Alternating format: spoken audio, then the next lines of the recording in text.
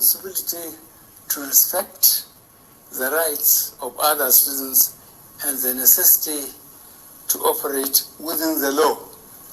As a democratic government, we listened to and carefully evaluated the 5-point demands of the protesters. And having accepted them, we immediately scrapped SARS and put measures in place to address the other demands of our youth. On approving the termination of SARS, I already made it clear that it was in line with our commitment to the implementation of extensive police reforms. Sadly, the promptness with which we have acted seemed to have been misconstrued as a sign of weakness and twisted by some for their selfish, unpatriotic interests. The result of this is clear to all observers. Human lives have been lost, acts of sexual violence have been reported, 2 major correctional facilities were attacked and convicts freed, public and private properties completely destroyed or vandalized, the sanctity of the palace of a peacemaker, the Oba of Lagos, has been violated. So-called protesters have invaded an international airport and in the process disrupted the travel plans of fellow Nigerians and our visitors. All this executed in the name of the End SARS protests. I am indeed deeply pained that innocent lives have been lost. These tragedies are uncalled for and unnecessary. Certainly, there is no way whatsoever to connect these bad acts to legitimate expression of grievance of the youth of our country. The spreading of deliberate falsehood and misinformation through the social media in particular, that this government is oblivious to the pains and plight of the citizens, is a ploy to mislead the unwary within and outside Nigeria into unfair judgment and disruptive behavior. On the contrary, both our deeds and words have shown how committed this administration has been to the well-being and welfare of citizens, even with the steadily dwindling revenues and the added responsibilities and restrictions due to the coronavirus pandemic. Government has put in place measures and initiatives principally targeted at youth, women, and the most vulnerable groups in our society. These included our broad plan to lift 100 million Nigerians out of poverty in the next 10 years. The creation of 75 billion Naira National Youth Investment Fund to provide opportunities for the youth and the micro, small, and medium enterprises survival fund, through which government is A, paying 3 months' salaries of the staff of the 100,000 micro, small, and medium enterprises. B, paying for the registration of 250,000 businesses at the Corporate Affairs Commission. C, giving a grant of 30,000 Naira to 100,000 artisans. And D, guaranteeing market for the products of traders. These are in addition to many other initiatives, such as A, farmer money, B, trader money, C, market money, D, N power, E, and tech and F and agro. No Nigerian government in the past has methodically and seriously approached poverty alleviation like we have done. With regards to the welfare of police personnel, the National Salaries, Income and Wages Commission has been directed to expedite action on the finalization of the new salary structure of the members of the police force. The emoluments of other paramilitary services are also being reviewed upwards. In order to underscore the importance of education in preparing youth for the future, this administration has come up with a new salary structure and other incentives for our teachers. Let me at this point reaffirm the federal government's commitment to preserving the unity of this country. We will continue to improve good governance and our democratic process, including through sustained engagement. We shall continue to ensure that liberty and freedom, as well as the fundamental rights of all citizens, are protected. But remember that government also has the obligation to protect lives and properties, as well as the right of citizens to go about their daily businesses freely and protected from acts of violence.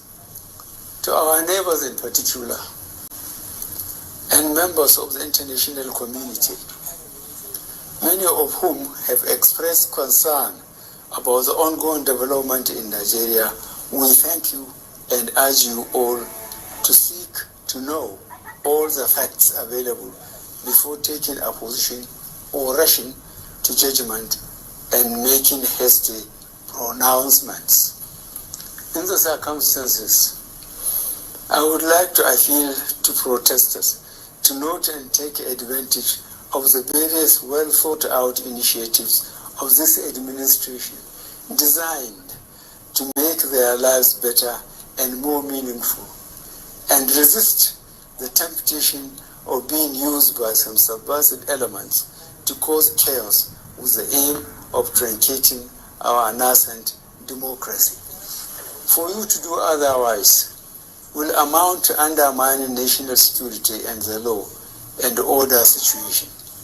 Under no circumstances will this be tolerated. I therefore call on our youth to discontinue the street protests and constructively engage government in finding solutions. Your voice has been heard, loud and clear, and we are responding. And I call on all Nigerians to go about their normal businesses and to enjoin security agencies to protect lives and properties of all law-abiding citizens without doing harm to those they are meant to protect. Let me pay tribute to officers of the Nigeria Police Force who have tragically lost their lives in the line of duty. I would like to thank those state governors, traditional and religious leaders who have appealed for calm and restraint. I also thank youth leaders who have restrained their followers from taking the law into their hands. This government respects and will continue to respect all the democratic rights and civil liberties of the people, but it will not allow anybody or groups to disrupt the peace of our nation. Thank you all. God bless the Federal Republic of Nigeria.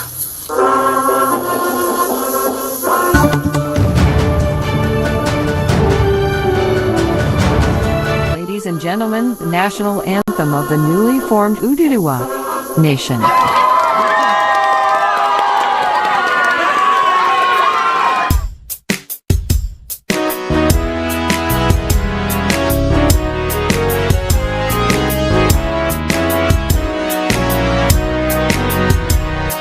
iṣẹ́ wa fúnlẹ̀ wa fún ilẹ̀ ìbí wa kàgbéga kàgbéga kàgbéga fàyè rí ìgbàgbọ́ àní pé bá ti bẹ̀rù làbọ̀ mọ́ ká ṣiṣẹ́ ká ṣiṣẹ́ ká ṣiṣẹ́ ká jọlá ìṣọ̀kan àtòmìnira ní ẹ jẹ́ ká máa lépa tẹ̀síwájú fọ̀pọ̀ ire àtòhun tó dára ọmọ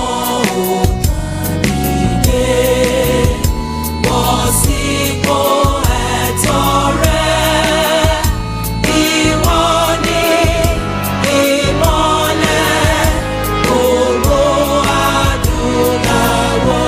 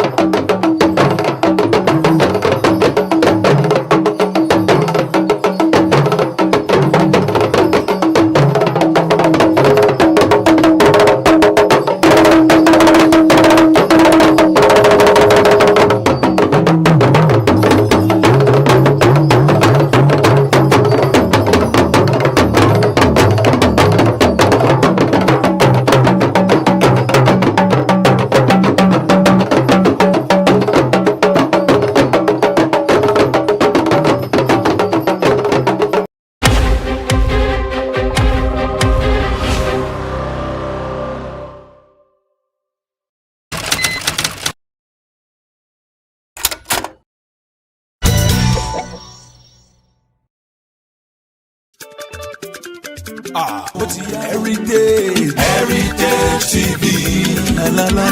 Heritage TV. Everybody in London, have you heard that Heritage Television has come up with something new? All your functions and celebrations can now be multi-camera live stream that was only reserved for the rich and famous. Having a function in London can be viewed clean and clear immediately from any part of the world. Trust Heritage TV to give you a better reach. Heritage Television also does photography that will make you the envy of all your friends and family. Heritage Television is the best. All your functions like birthdays, funerals, weddings, church anniversaries or harvest. Heritage Television is the master. We are in the heart of London with an ultra-modern equipped studio.